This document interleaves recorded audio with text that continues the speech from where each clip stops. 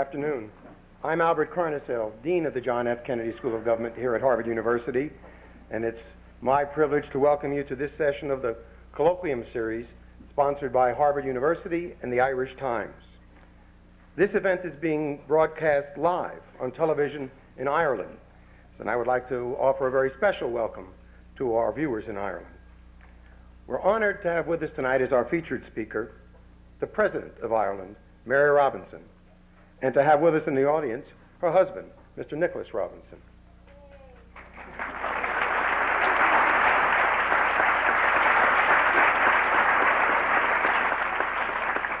We're also pleased to have with us the United States Ambassador to Ireland, Jean Kennedy Smith.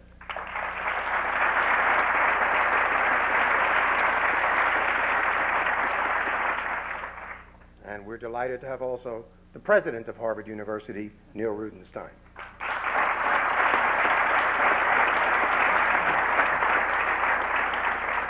To give you a sense of our program, following President Robinson's presentation, a response will be provided by Richard Butler, AM, the Australian Ambassador and Permanent Representative to the United Nations. I will introduce him properly at that time. And after we hear from Ambassador Butler, the question and answer session will be moderated by the editor of the Irish Times, Conor Brady. Now let me enjoy the privilege of introducing our speaker. After being graduated from Trinity College in 1967, Mary Robinson came to Harvard and received a Master of Law degree. During this turbulent time in Harvard's, indeed America's, history, she noted that, and I quote, "Everything was up for examination, which was very refreshing.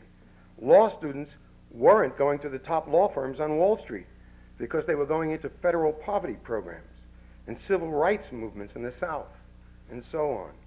It was the first time I had been challenged by a society openly questioning its values," close quote. President Robinson continued to be challenged by and to challenge both society and its values. While teaching at Trinity, she became the youngest professor of law, and 1 year later, the youngest member of the Irish Senate at the ripe old age of 25. Her dual career truly embodies the Kennedy School spirit of combining scholarship and practice. For the next 20 years, Mary Robinson did much to influence the course of Irish law.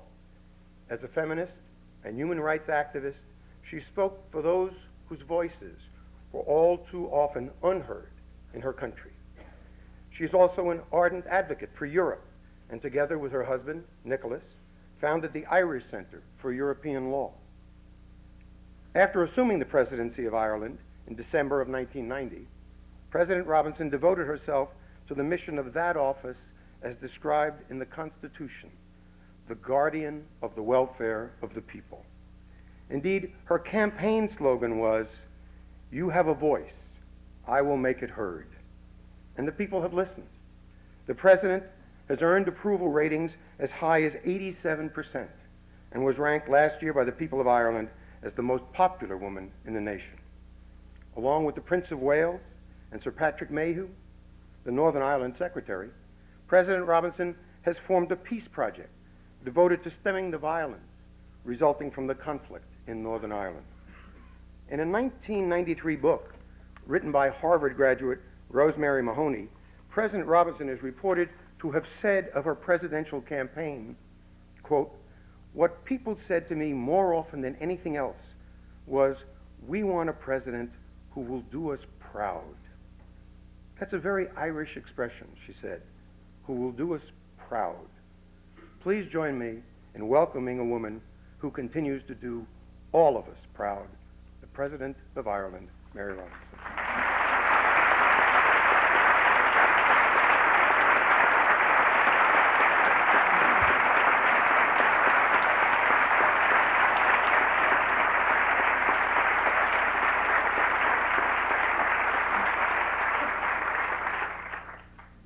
Thank you, Dean. And I'm delighted to be back here in Harvard on such a beautiful day. And it is a great honor to address you in this forum.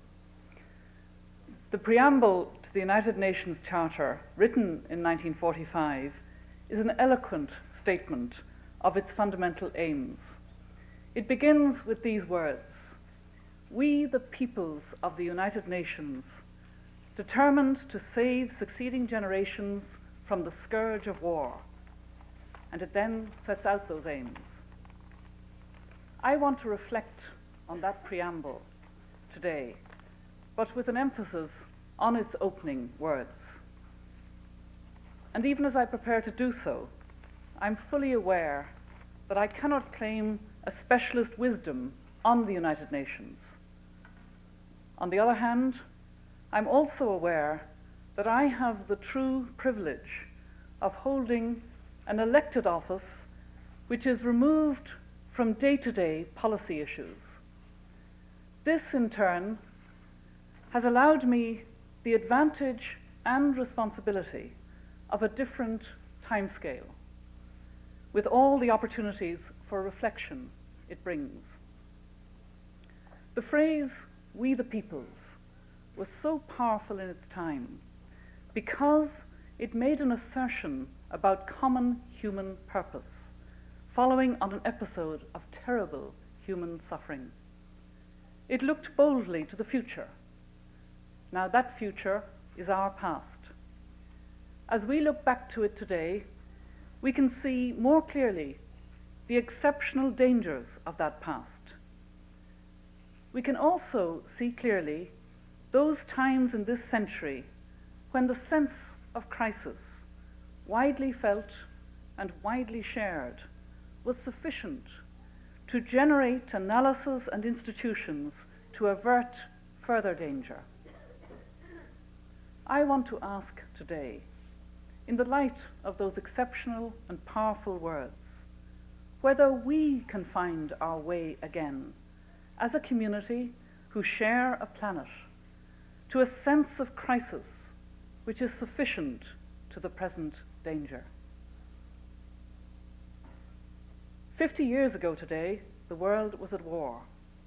Millions had died, millions had yet to die. As well as the tragedy of death and suffering, there was an additional and terrible spectacle. Some of the most creative aspects of human intelligence, including its outcome in technology, had been mobilized for the purposes of human destruction. Against that background, and even while the outcome was still uncertain, plans were already underway for a better world.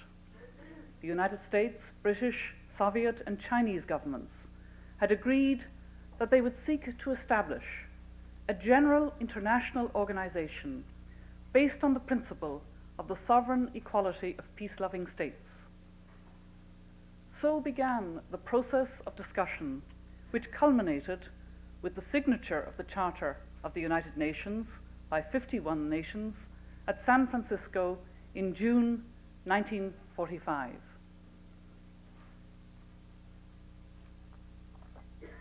Now, half a century later, the United Nations has grown and developed. Its membership has more than trebled. We're preparing to celebrate its 50th anniversary. I know that governments are already at work in New York and elsewhere, debating possible change and reform in the institutions and structures of the United Nations, so that it can better achieve its stated aim, the maintenance of international peace and security. I don't propose here to enter that debate, but I wish it every success. In fact, I don't intend to put forward proposals here as such, but to evoke possibilities. Our world has changed and our institutions have changed. In 50 years, we have come a long way and brought those institutions with us. And yet, as Dag Hammarskjöld said in Markings, the longest journey is the journey inwards. It is that inward journey of reflection and questioning and re-evaluation which concerns me this evening. But even an inward journey is affected by outward events. There are 3 such events which seem to me to have shaped our century and our world. The first was the cataclysm of the First World War. The shift of consciousness wrought by that war was enormous. You only have to look at a poet like Francis Ledwidge, who came from County Meath in my own country, to see an instance of its sheer waste. In one of his summer poems, he writes, "Soon the swallows will be flying south." He had hardly finished that poem before he died in France, at the front, still in his 20s. Ledwidge is just one example. The loss of a whole generation of young Europeans in that war had a huge effect. The effort to restructure the world after that war, an effort led by Woodrow Wilson, saw two ideas begin to find general acceptance in international life. One was a concept noted in the American Declaration of Independence, that peoples everywhere should be free to determine their own future, to form independent states if they so wished. The general recognition of the principle of self-determination.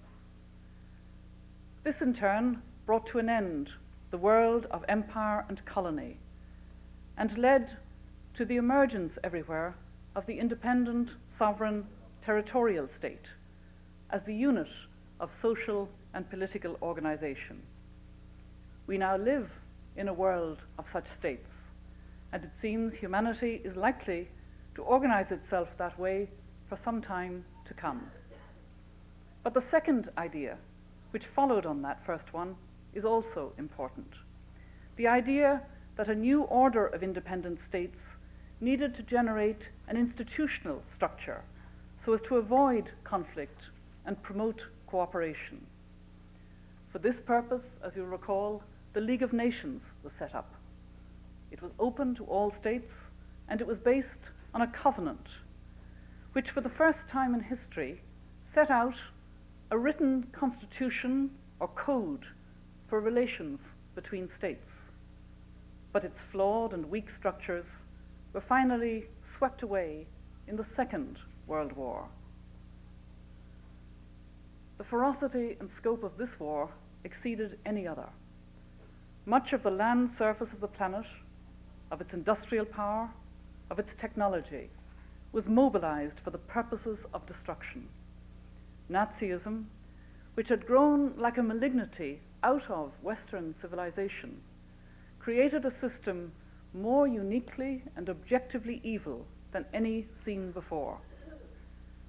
The extent of human cruelty and degradation involved in the concentration camps, and the process of revelation, followed by a horrified international realization of what had happened, marks the second defining event of our century. When Immanuel Kant described the imperative of treating each human being as an end, not a means, he proposed a standard of humanity which was reversed in the terrible logic of the death camps, which reduced each victim of the system to the status and powerlessness of an object and a means. The camps forced new understandings on the world. Above all, they showed the need for an accepted and internationally validated code of human rights, which all states subscribed to, and which would set limits on what any state could do internally.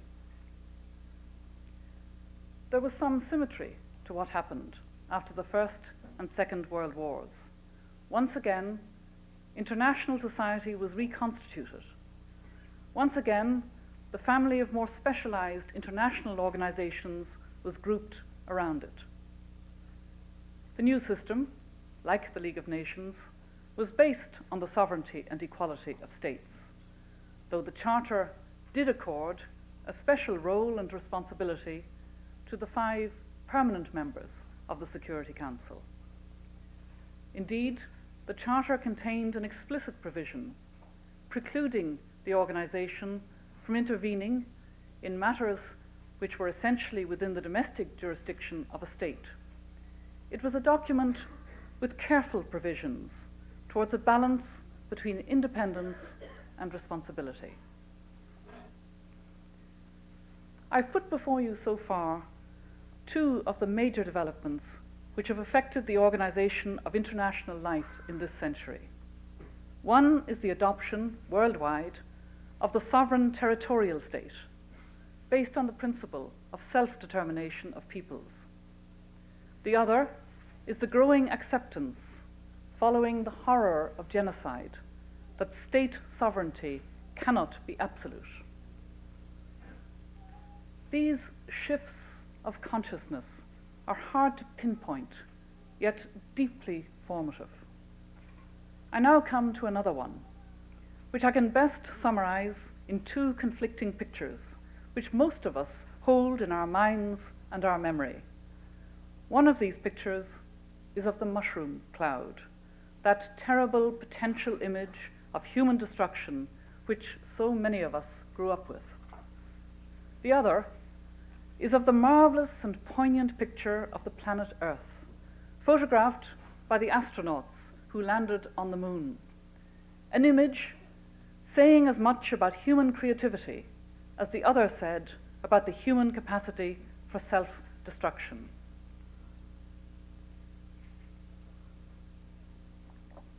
That first picture of a cloud of death became a symbol of the Cold War.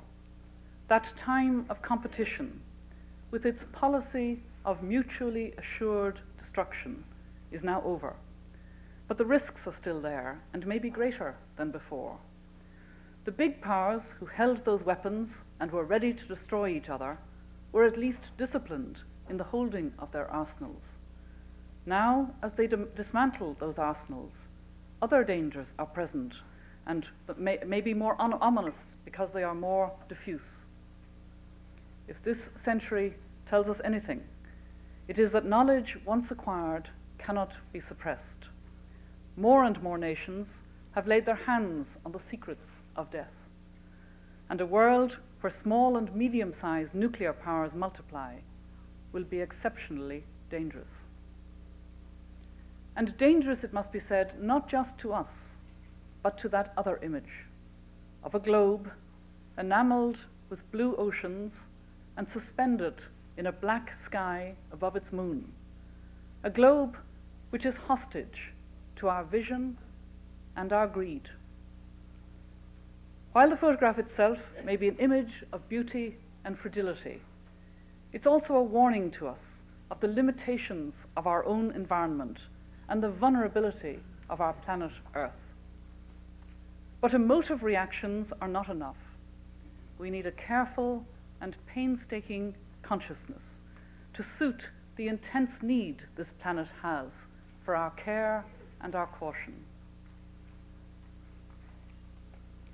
Almost everything I've been speaking about so far reaches back into the events of the past and yet is relevant to the resources of the present, whether those resources are the physical ones of the planet or the attitudes with which we meet the moment we find ourselves in. We look back through the century, whether through the photographs of the astronauts or the pages of a history book, and we recognize our world.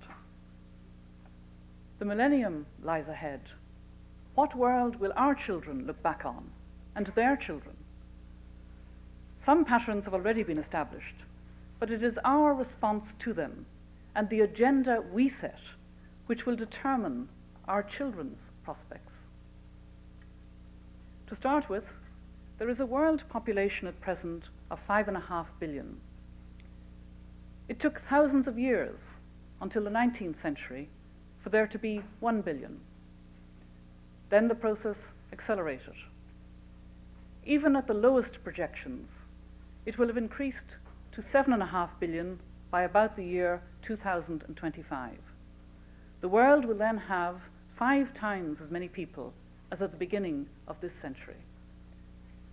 When you consider that 95% of that growth in the next 30 years will take place in developing countries, and that it will be increasingly an urban population, you can see the effect of this on one of the other shaping factors of our world, which is its economy. It has become possible now to talk about a global economy because the world's individual economies are increasingly linked. The linkages are not just economic.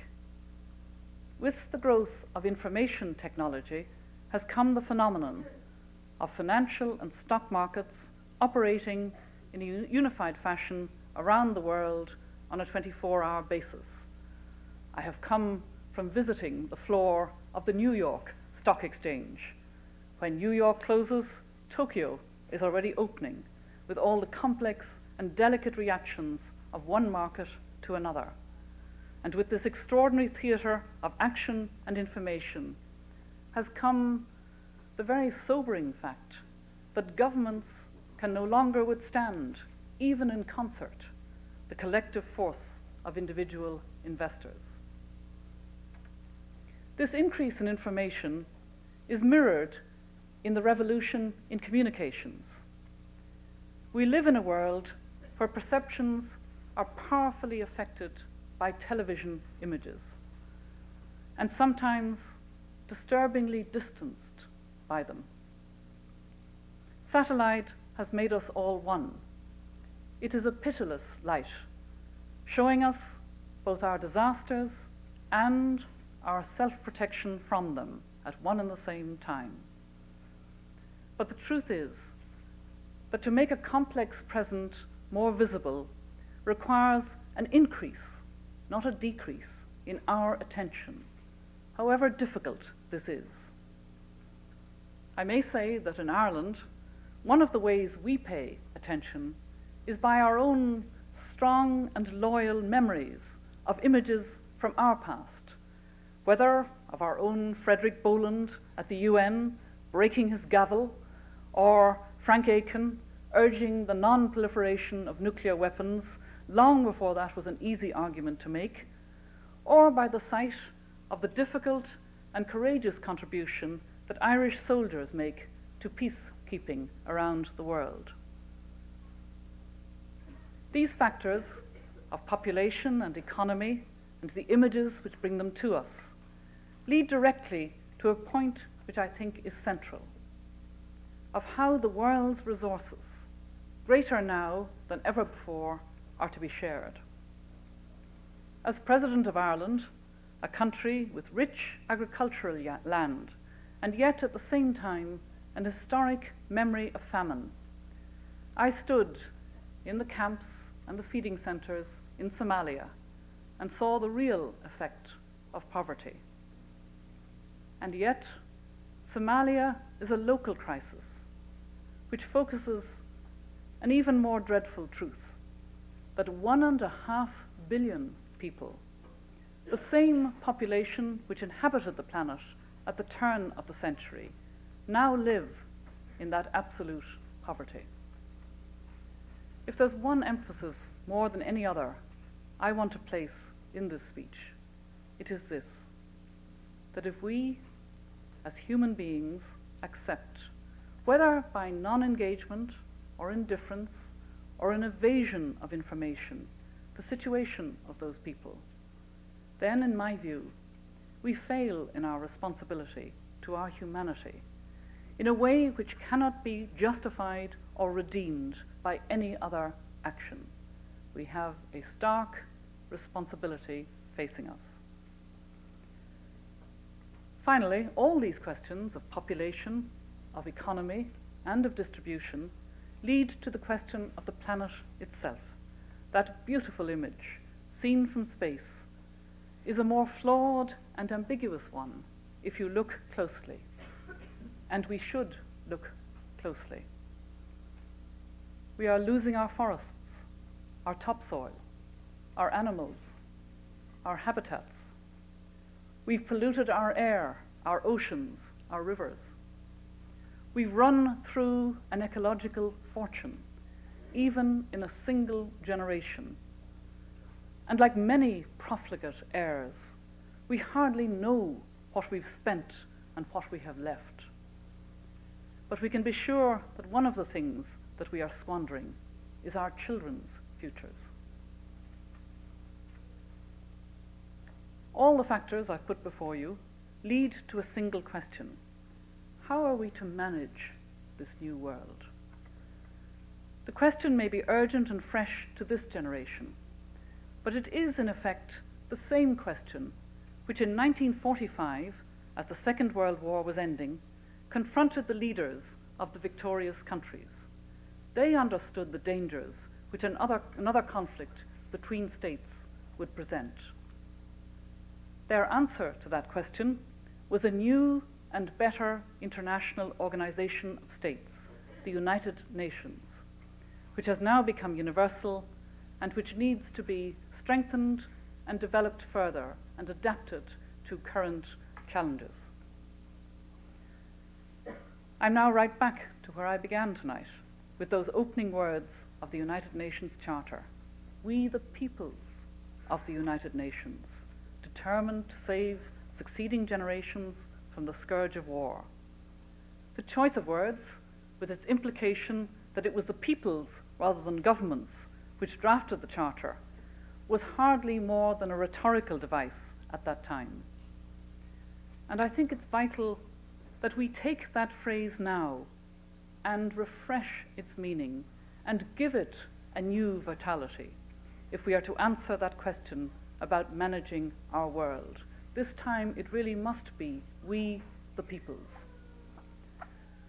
Those two ideas of self-determination and individual responsibility, which were highlighted in the aftermath of the two world conflicts, are once again undergoing a process of change. Humanity may continue to organize itself into sovereign states, but the factors that I mentioned, including limited resources and ever-growing population, mean that sovereignty is being increasingly eroded by global developments. The complex interrelationship of the world structure demands that people everywhere are brought increasingly into participation in decision-making.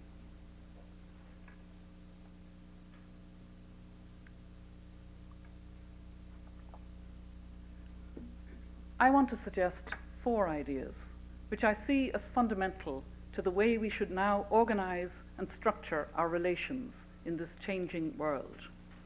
I can summarize them as follows: connectedness, listening, sharing, and participation. First, connectedness. I put it to you that we need to see this world as a single whole. We need to understand the connectedness of its fate and our actions.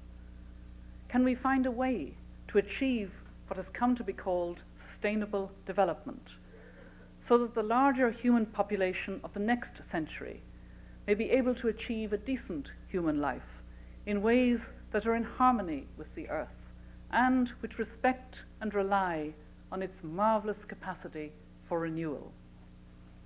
If we're to do that, we need a vision of the whole that does not divide the science of ecology from the social consequences of famine, that doesn't protect some of us from an acceptance of crisis simply because we are fortunate enough to be exempt from its immediate consequences. The development of a sense of connectedness is an intellectual responsibility, which requires that we understand the relationship of political, social, and environmental factors. The second fundamental idea is the ability to listen, and it's a more complex task than it sounds. A distinguished political scientist, Samuel Huntington, wrote recently of the possibility that a clash of civilizations could be a basis for future wars. We can't allow this to happen. We need to listen to the narrative of each other's diversities so that we can draw strength and not weakness from our differences. But respect for diversity should not make us abandon the idea that there are universal values which ought to be upheld as part of what it is to be human. We must hold on to what has been achieved in human rights over the last 50 years. We must continue to insist that certain rights, which are grounded in human nature, as it has developed and grown through history, are of universal validity. and at the same time, only by listening to each other's diversities can we be sure that what we call universal is not in fact culture-bound. Our listening to the different stories which emphasize our diversity is the surest way to inform and strengthen our view of what is universal. The third fundamental idea which I put to you is that of sharing. Abraham Lincoln asked if the government of the American nation could survive half slave and half free. Our world, I believe, cannot and will not survive without conflict if 1/5 is prosperous and 4/5 subsists in various degrees of misery. It may be that the idea of sharing is too simple. It suggests an old model of development aid given in benevolence from one part of the world to the other, less prosperous part. It may not adequately reflect the fact that there is a need for radical rethinking leading to fundamental structural change. In your part of the world and in mine, in Europe, North America, and parts of the Asia-Pacific, we have developed consumer societies which are more prosperous than any in human history and more wasteful. Are the developing countries to take this as a model? It is estimated that by the year 2000, half the growth in the world's gross product will come from East Asia, and half the world's population will live there. As things stand, these countries cannot deny their peoples a share in the consumption for which we have been the chief role model. Why should they? But if they take our way of life as exemplary, how is our planet to sustain the consequences? The answer to this question can only come with a fundamental and unswerving rethinking of the society which we have been creating, with its increasing transformation of raw material into luxuries rather than necessities, its heedless output of waste, its profligate use of resources. Another rethink may be imposed on undeveloped countries, such as yours and mine, in regard to the nature of work. Since the Industrial Revolution, work in our societies has been a basis for income distribution and self-esteem. Now, however, it seems, societies such as ours face chronic unemployment, or at least a casualization of work, as industry becomes more automated and technology advances.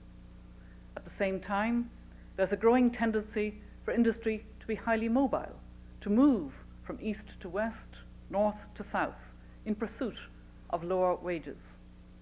How do our societies handle these developments without being disfigured by them?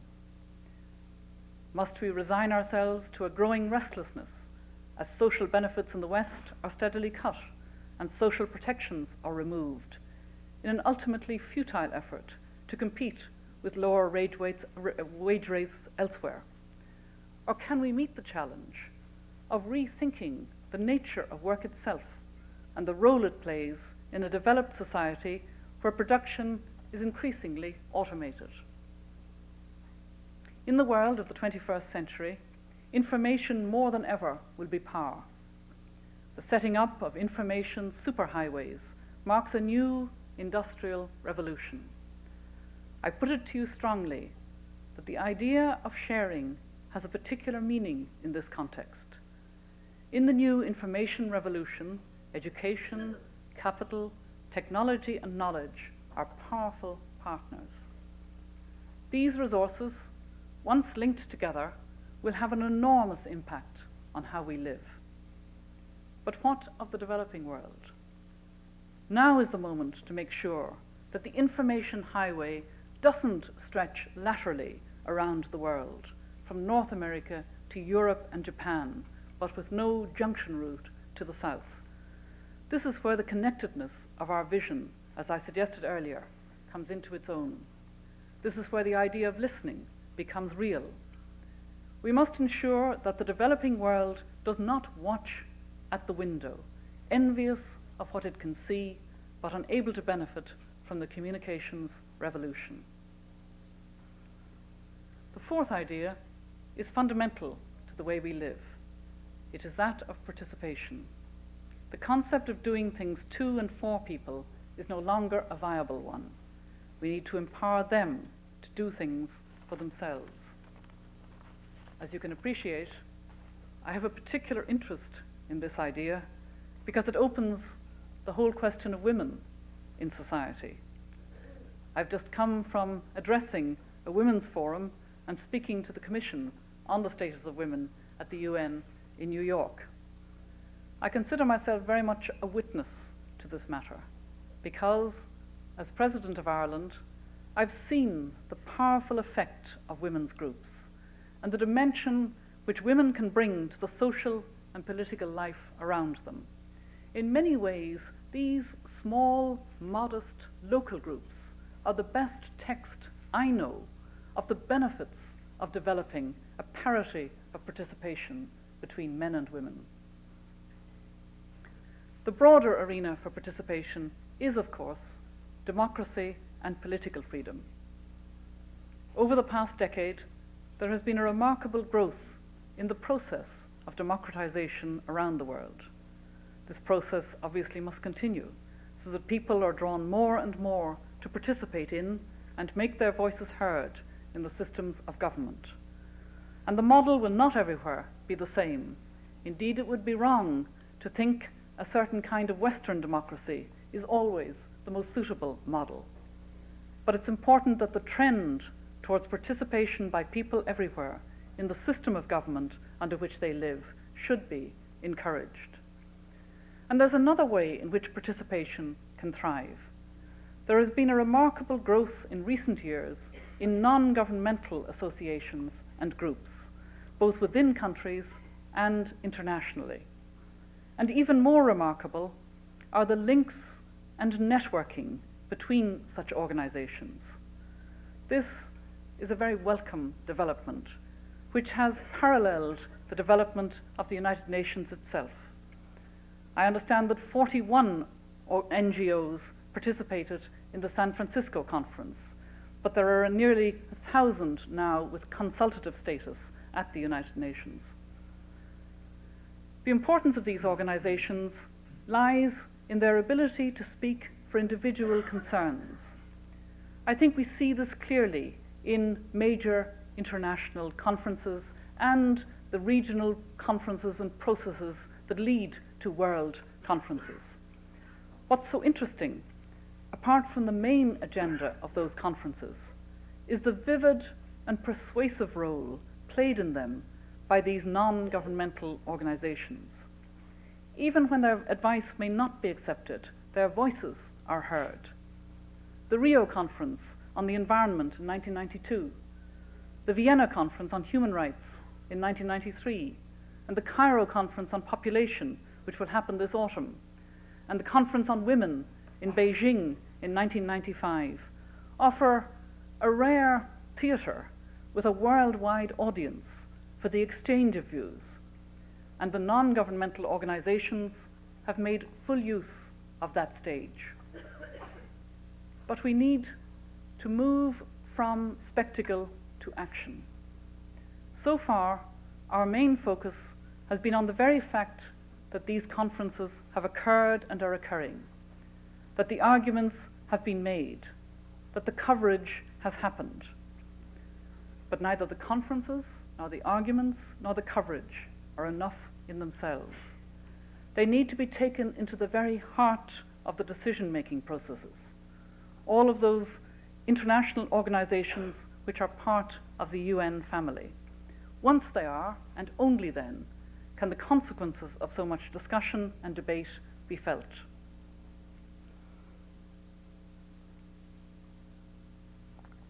Finally, this concept of participation in decision-making has little meaning unless it can reach into one of the most vital areas of all, where the resources of a developing country can be almost crippled by the burden of debt. And so there's a real need for the organizations of financial governance, such as the World Bank and the International Monetary Fund, to be true partners in these processes of consultation and revision. I'm aware in everything I have said tonight of how fragile are the words we speak compared with the meanings we want to convey. I particularly feel this in that gap which opens up between information and urgency whenever the subject is our future and the future of this planet. I want to convey a sense of crisis. And yet, to do that, and I'm like many others in this, I have to provide those statistics, those arguments, those rational paragraphs, which can actually defer our sense of danger and immediacy. But there is a crisis. I feel it. We need to feel it. Perhaps the real question is, how are we to catch the attention of this area of the world, which is still partly sheltered from that crisis? When I had small children, and I think many people in this room will have known the feeling, I remember exactly how I felt if one of them strayed near anything dangerous. I wanted to call out something which would make them turn their heads, walk back, and avoid the danger. Thinking about this later, it seems to me that no parent in that situation ever finds exactly the right words, but no parent ever fails to find the right tone. It is the tone, the right and exact tone, which expresses danger, which we need now. In 1945, the framers of the UN Charter found that tone.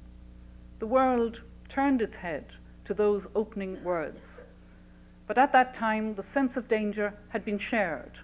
The world had come through a major disaster and was determined it must not be allowed to happen again. Now, we live in a time when so many methods of expression, even the images of disaster which come to us over television, encourage us not to pay attention. They allow us that crucial distance from our own sense of danger and engagement, which may be just an inch too much for what is happening to our planet and our future and the futures of our children. In a way, a great deal of what I have been speaking about today is language itself, its uses and its excuses. Its inadequacy, as we have come to use it, in conveying a true picture of reality which will move us to action.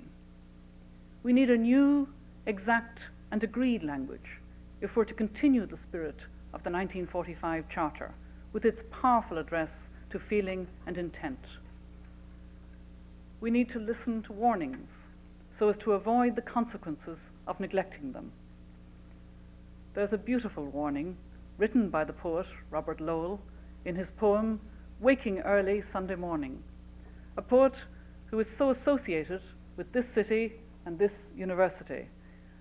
We need not accept the darkness of his elegy, nor the depth of his pessimism, but we must be deeply moved and stirred by the vision which he evokes.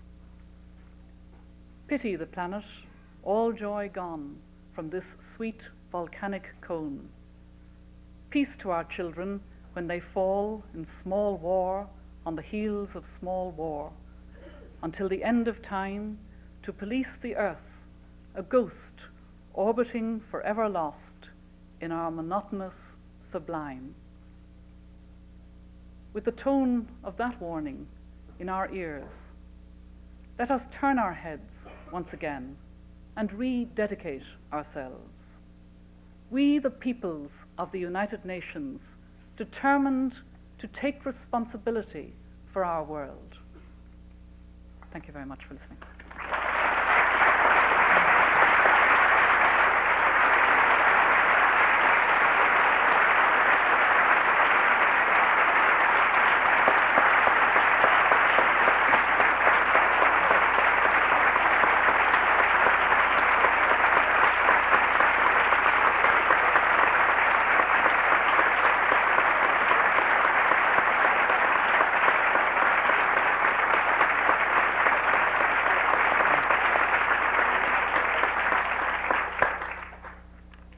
Thank you, President Robinson. Next, we will hear a response from the Australian Ambassador and Permanent Representative to the United Nations, Mr. Richard Butler, AM, who has served in this position since March of 1992.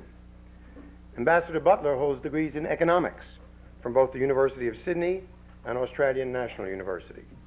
He has served in several Australian embassies, and in 1983 was appointed as Australia's first ambassador for disarmament. He led his nation's delegation to the Conference on Disarmament in Geneva. In 1988, Ambassador Butler was made a member of the Order of Australia, I quote, for services to international peace and disarmament, close quote. And in 1989 was appointed Australian Ambassador to Thailand. In January of this year, he was elected President of the Economic and Social Council of the United Nations and currently serves as Chairman of the Preparatory Committee for the 50th anniversary of the United Nations. Please join me in welcoming His Excellency, Mr. Richard Butler, AM, Ambassador and Permanent Representative of Australia to the United Nations.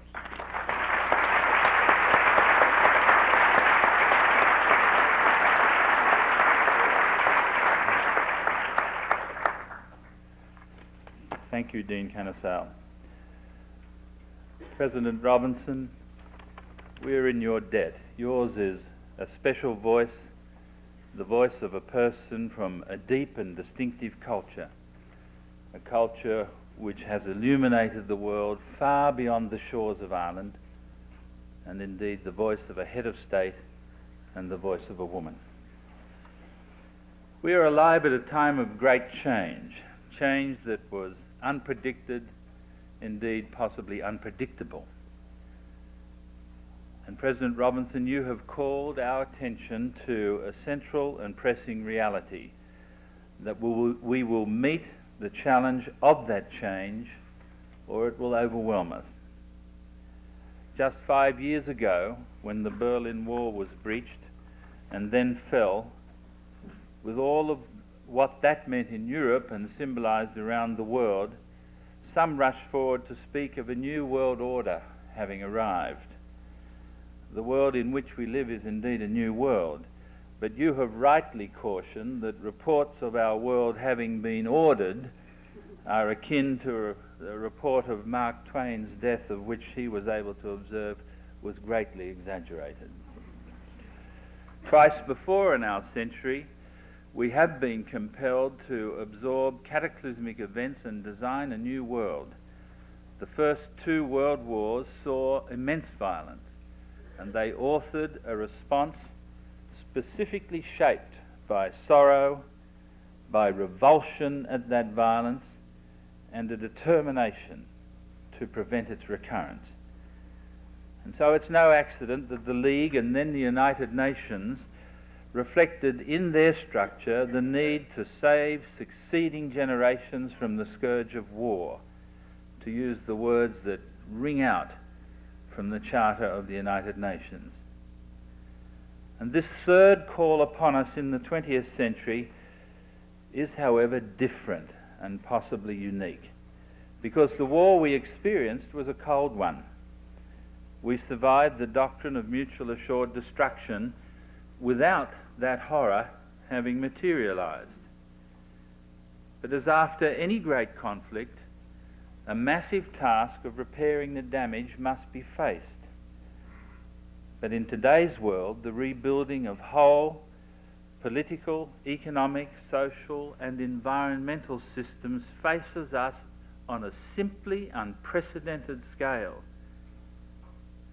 The lifting of the discipline of the Cold War has revealed political problems suppressed for half a century, but often of far more ancient origin. So we must not accept what would be the bitter irony that a potential global war is replaced not by peace, but by widespread instances of regional conflict based on ethnic, historical, or confessional differences. A world freed first from colonialism and then bipolar conflict has also revealed itself as a world in which the greatest threats to the security and well-being of individuals are non-military threats. Grinding poverty, unemployment, discrimination against women, trade in narcotics, inadequate fertility control, abuse of the environment, and of course the AIDS epidemic. These are amongst the principal threats to so many human beings alive today and expected to be born before we reach the 21st century. So if we are to address our times effectively, if we are to manage our age of great change, we will need a new agenda.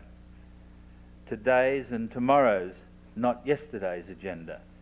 And we will need revitalised institutions through which we can work together on that agenda. In politics, that new agenda would rest on a much more highly textured definition than any past definition of what constitutes peace and security. It must seek to address non-military as well as military threats to security, or in other words, the security of individuals as well as of states. In economics, the notion of sustainable development must be embedded in both macro and microeconomic policy and actions. Prosperity and preservation of the environment must not be seen as contradictory goals. In community, we must build tolerant, inclusive societies, freed of the diseased thinking through which differences between people, whether racial, ethnic, confessional, or gender-based, are seen as supporting discrimination. This agenda is not simply a tall order, which of course it is, but it is a necessity. And if we do not create such an agenda, no amount of talk, no amount of ruggedly independent decision-making will avoid the inevitability that we will fail the challenge of change with almost assuredly disastrous consequences. But any agenda has to be pursued in an institutional setting, whether in the public or private sectors. Indeed, the character of institutions can itself have a heavy impact on our ability to get our work done. The United Nations is a critical part of the machinery at our disposal. It has the special distinctions of apparently magnet-like attraction of criticism and the certainty that if it were to fall into New York's East River tomorrow, many would instantly rush forward to reinvent it as a demonstration of their statescraft. The Charter of the United Nations is an inspired document. Its purpose and principles remain of deepest importance and continue to be widely supported. And they are needed today even more than when they were written at San Francisco almost 50 years ago. But they must be applied to the new agenda, and the machinery of the United Nations needs to be adjusted, overhauled, and made more efficient. I'm pleased to report, President Robinson, that this is happening, and as Chairman of the United Nations Committee for the 50th anniversary of the United Nations, I can assure you of our determination, that's your word, our determination, that by the time of the anniversary in 1995, we will have a renewed United Nations on our hands. But for all of this, setting the required agenda, building the right machinery, two ingredients are essential: the power of human thought and moral determination. And President Robinson, I think you have shown us both tonight. To have identified our global connectedness, the necessity of listening and sharing, and the power of participation as the key principles which must guide our actions has been simply to cut through layers of detail to the core of what is needed and to challenge our moral sensibility. So please allow me, President Robinson, to express to you on behalf of all present at this great John Fitzgerald Kennedy School of Government at Harvard University and those watching on television in Ireland, and if I may, on behalf of my fellow ambassadors to the United Nations, allow me to express our respectful admiration, our gratitude to you for your statement, and the heightened sense of security it has given us through knowing that you are playing a leading role in guiding this world through a period of great change. Thank you.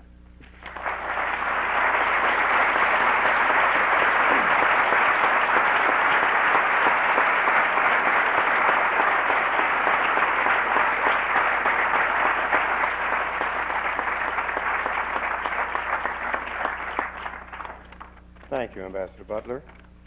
And now, a brief introduction of our moderator. Conor Brady, a graduate of Dublin's University College, has been the editor of the Irish Times since 1986.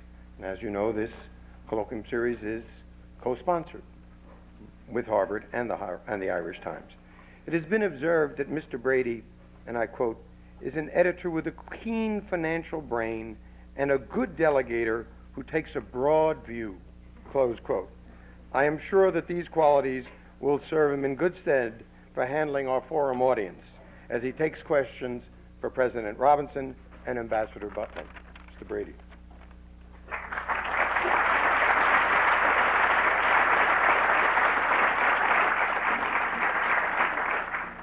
Thank you, Dean Carnesale, Uachtaráin, Ambassador, Excellencies, friends.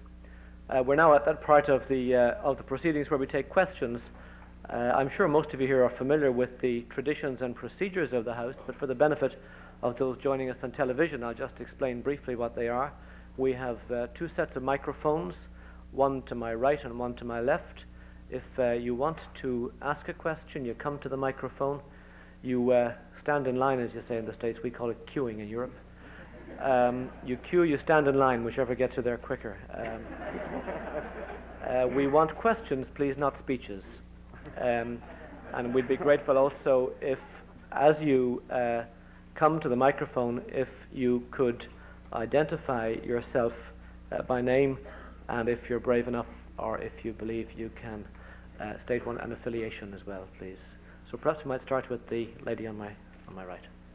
Good afternoon, President Robinson and Ambassador Butler. My name is Caroline Hunt, and I'm a mid-career student here at the Kennedy School, and I'd like to extend a very warm welcome to both of you on behalf of the students here, and we're very privileged to have you here.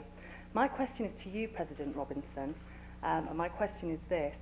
In the light of the bombings this week at Heathrow Airport, do you believe that the joint British-Irish declaration on Ulster has failed? I understand that the two Prime Ministers, the Taoiseach and Prime Minister Major, issued a statement today, a joint statement, affirming their commitment to the joint declaration as the position of the two governments and their determination to use that as a basis for hoping to bring about a lasting peace and reconciliation in Northern Ireland.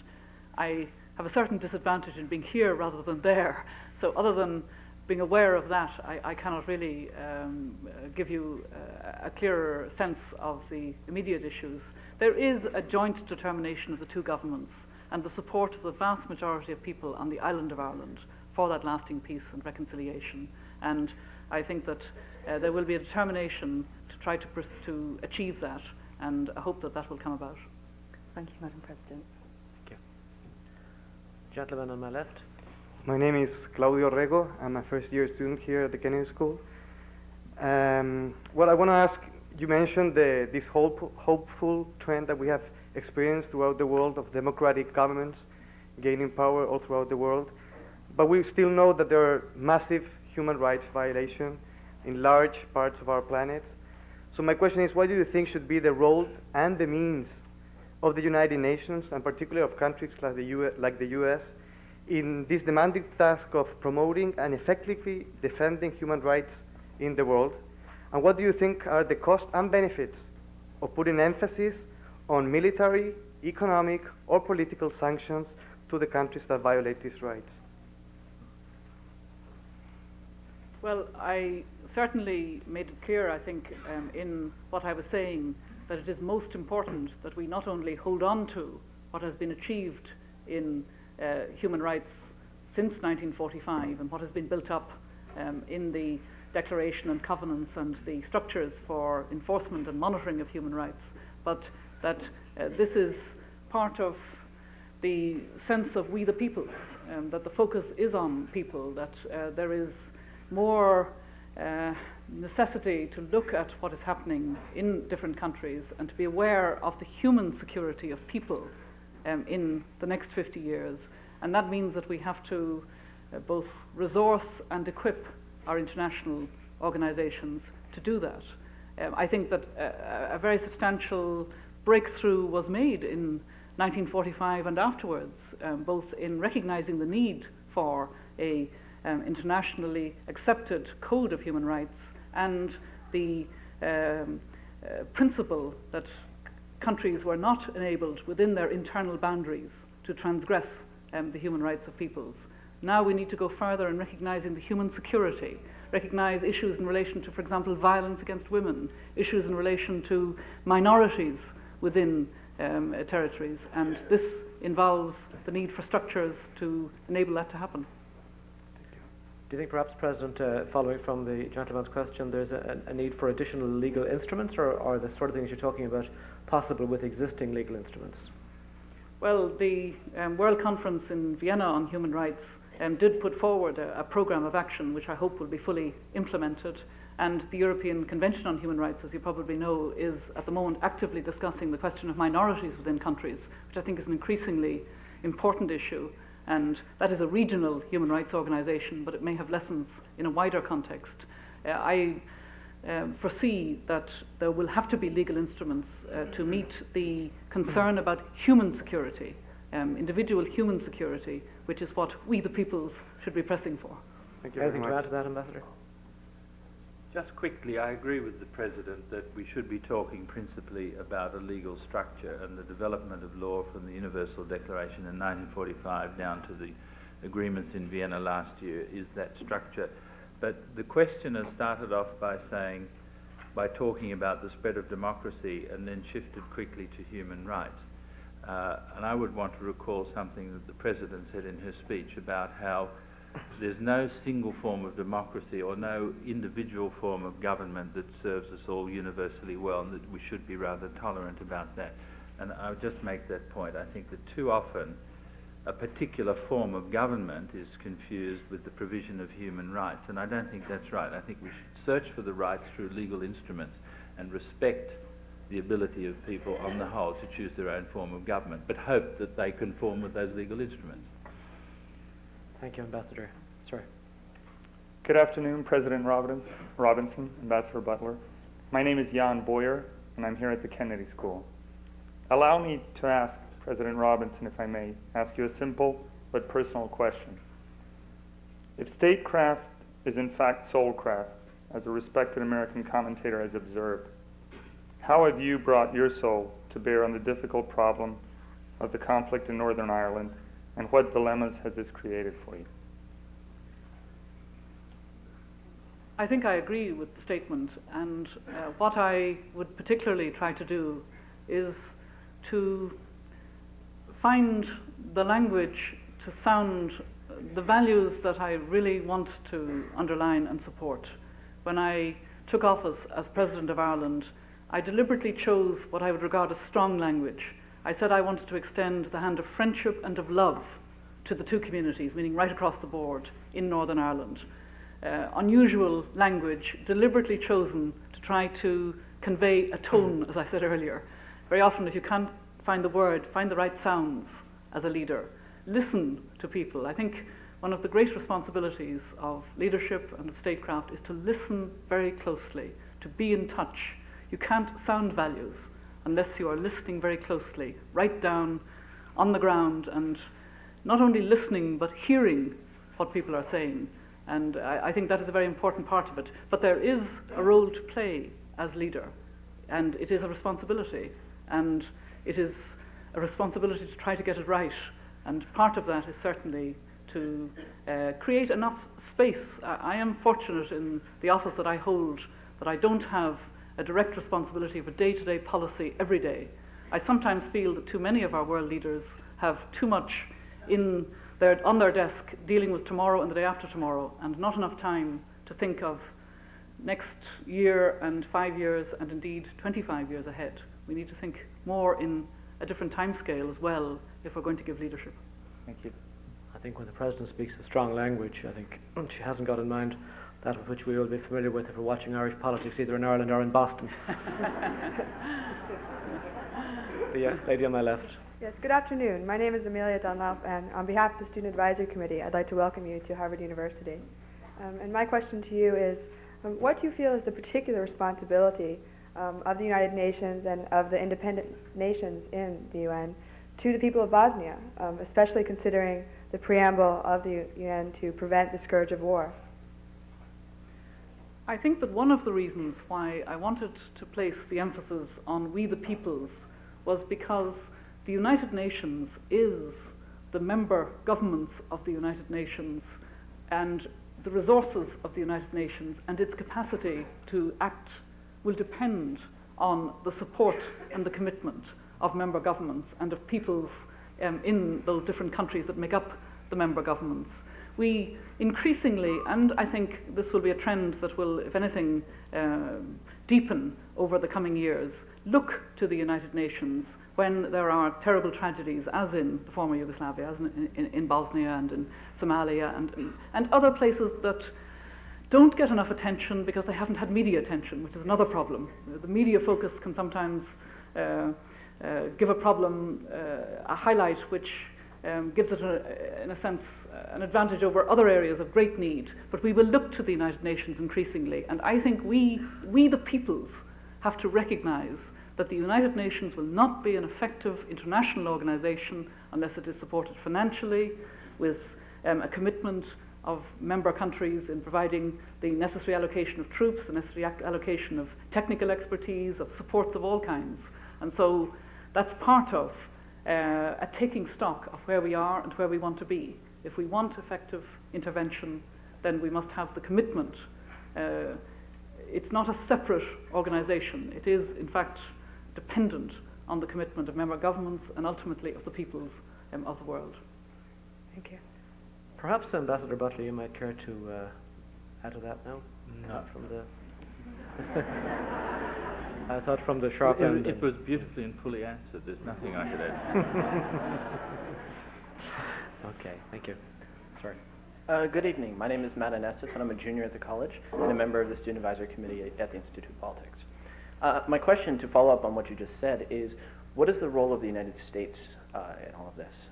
We tend to sometimes think of ourselves as one of the leaders of the free world.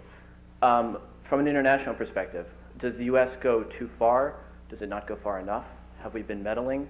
Do we need to meddle more? What's the United States' role in increased UN involvement? Is your question to the President or the Ambassador? To both. You're roped in this time, whether you like it or not. I think I'm going to pass this rather rapidly to the Ambassador. I think it's really not appropriate that as the head of state of one country, I would seek to advise specifically on the approach of another country.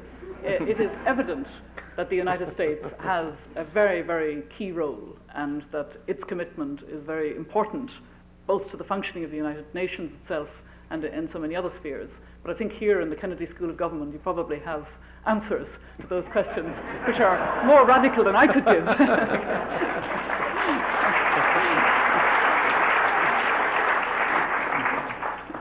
Now, Ambassador, see how you save your. Let's see how you save your job.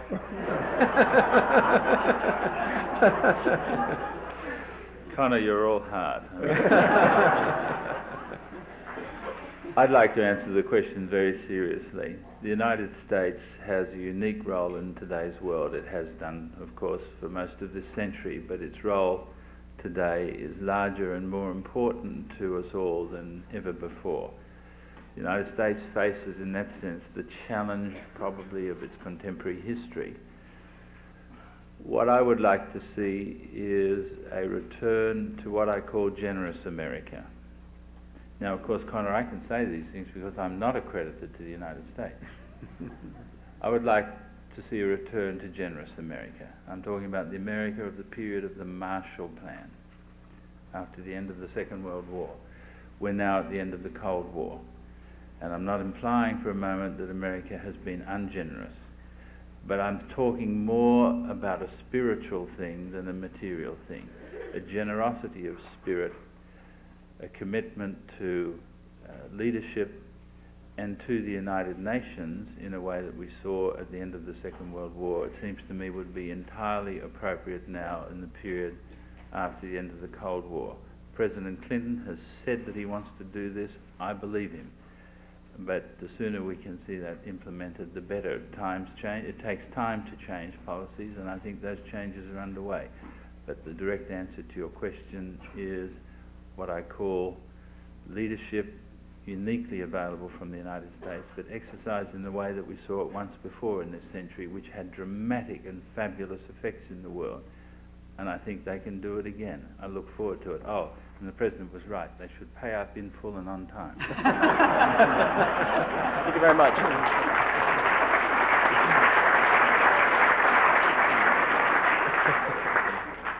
Sorry. Hello, my name is Tony Szilard, and I'm a first-year student here at the Kennedy School. I have another question I'd like to address to both President Robinson and Ambassador Butler. President Robinson, you spoke about the importance of participation and restructuring the United Nations in order to alleviate the problems of developing countries.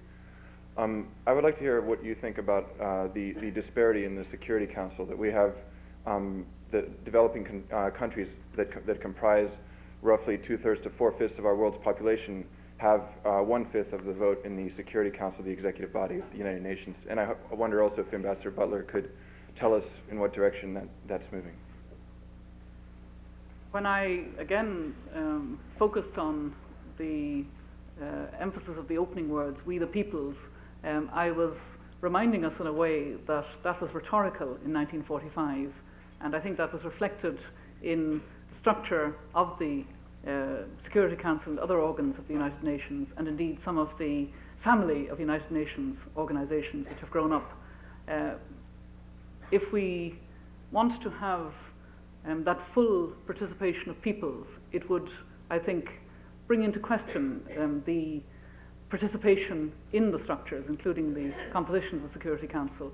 I hold a non-executive, non-policy making office, so I don't speak for the Irish government in any policy form. And I don't want to get into the detail of the structure of the Security Council. But I think if we get the fundamental principles accepted, and it is genuinely an approach based on the peoples of the United Nations and what is a structure appropriate to the peoples, and you've mentioned a number of factors in that, then this may well be a basis for looking again at the composition of the Security Council, the composition of the organs of the international organization that reflects that participation. Also, the way in which there can be a fuller partnership and accountability of the organs of economic governance that I mentioned, the World Bank and the IMF, which have an extraordinarily important role in relation to the debt burden of developing countries. And that also is part of a concept of we, the peoples, taking a responsibility, participating, having that accountability. And if that value is accepted, I think it would necessarily have a bearing on the kind of structures that would result. Richard? It's an immensely relevant question to the new world that is being created, but it's a very long and complex one, and I should be very brief, I think. The issue of change in membership of the Security Council is now up and running at the United Nations. There is a committee looking into it now, and the end of that activity is to make the Security Council a more representative body than it is at the present. Now, within that context, I would call your attention to the fact that the 5 permanent members of the Security Council under the Charter of 1945 have a veto on any change to the Charter. So this is going to call them to a major act of generosity. Thank you. Thank you. I think we've got about 7 minutes to go, so I'll try to take some questions, fairly rapid fire if I can, and perhaps we'll try to get a quick throughput before we run out of time. Sir. A young, President Robinson, a young Irish friend of mine wonders if it may not have been a mistake for Labour to enter into coalition with Fianna Fáil, and that they might have done better had they remained in opposition. There appears to have been, after some momentum, more recently a decline in support for Labour. I wonder if, notwithstanding the role of yourself and Dick Spring and others in the ongoing peace initiative, if you might not think that, what do you think of this, and what was lost as well as what was gained by entering into the government? Well, brilliant constitutional lawyer though I am, I can find no way to answer that question without being inappropriate. I'm sorry, it wouldn't be appropriate. Thank you. Sorry. Jeremy Tash, I'm a second year at the Kennedy School. Very quick question. One country very influential economically that has not been discussed so far is Japan. And the ambassador to the UN from Japan spoke here this fall and talked about the deliberations, the level of public debate. For the first time, Japanese citizens were really talking about, what it would be like to exert a role as a UN member of the Security Council. What's your opinion about how to get the Japanese and other Asian countries more involved?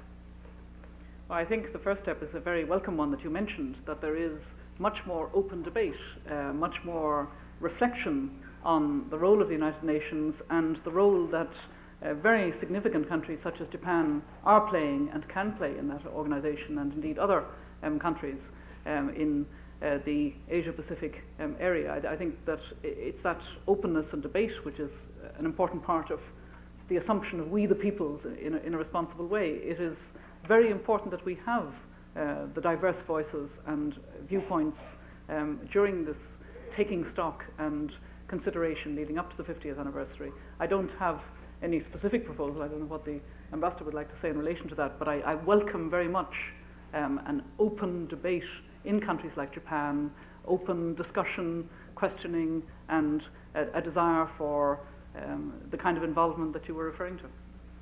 Right in your backyard. No, I agree with that, Conor, and I think perhaps others want to ask the President another question. David Lane, I work here at the Middle East Institute at Harvard University. I'm known to my Cork grandmother as Dahi O'Lahan, so I did spend some time in Cork. My question is based on the Republican leanings of Mr. Keating and the Australian government, and also noting the fact that the President Ulster Royalists have a tendency to think that they're being tricked all the time. What do you think, as a President of the Irish Republic, you could do to soothe their fears about one day perhaps them becoming part of an Irish Republic, for example, a Bill of Rights, etc.? What actual course of actions can you take over the next 5 or even 25 years, because it may take that amount of time? Well, again, I think it's very difficult and indeed inappropriate from one country to offer advices to the structures of another country. I can say, just from a personal point of view briefly, that I had an occasion to pay a state visit to Australia last year, and it was an extremely enjoyable opportunity to see the extraordinary Irish-Australian contribution in that country, and to get a sense of the very close connections between Ireland and Australia. And I'll just leave it at that. It's up to Australians how they want to shape their future. Sorry. My name is Jonathan Fine. I'm a medical doctor, and I represent an international non-governmental organization in development, War Witness International. This is a question for President Robinson and Ambassador Butler. Many thousands of women and children are being indiscriminately killed by millions of landmines all over the world. Do you favor a ban on these landmines? And how would you go about helping eliminate this scourge? Well, certainly it is an extraordinary devastation in so many countries, as you said, and countries that don't necessarily reach media headlines. I'm very conscious through the work of Irish aid workers in some countries of the terrible problem of mutilations, injuries from landmines. I think it's part of a wider problem of the dissemination of arms, of the ease of access of countries to arms. and the awful effect on civilian populations, particularly on children, on women, on civilians who cannot protect themselves from the effect.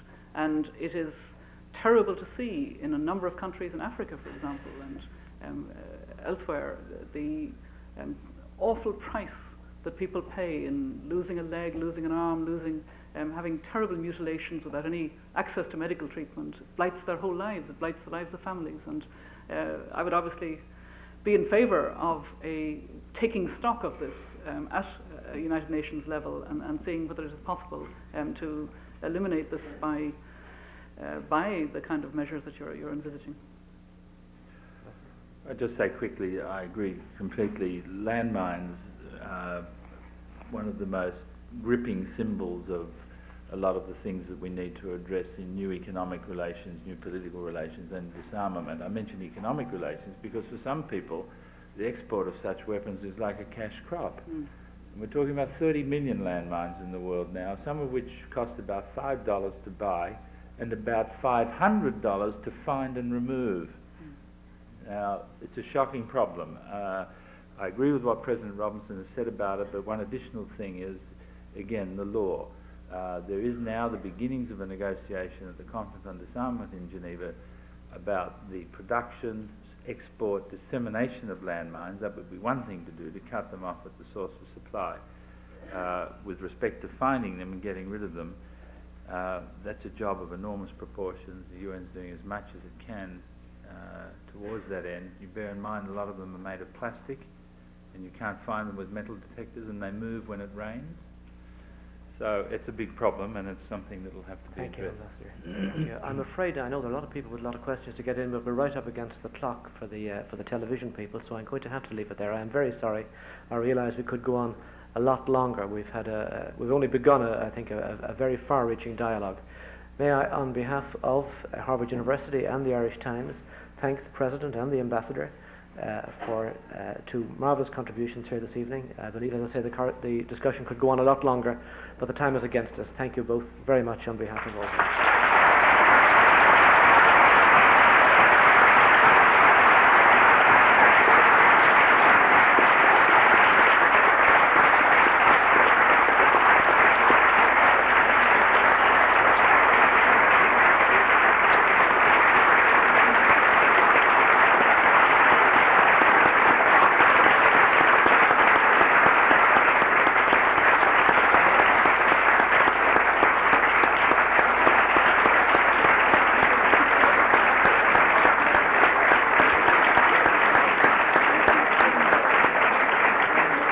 If I could ask you just to give us half a minute to let the presidential party clear the forum, and then that's it. Thank you. Okay. Okay.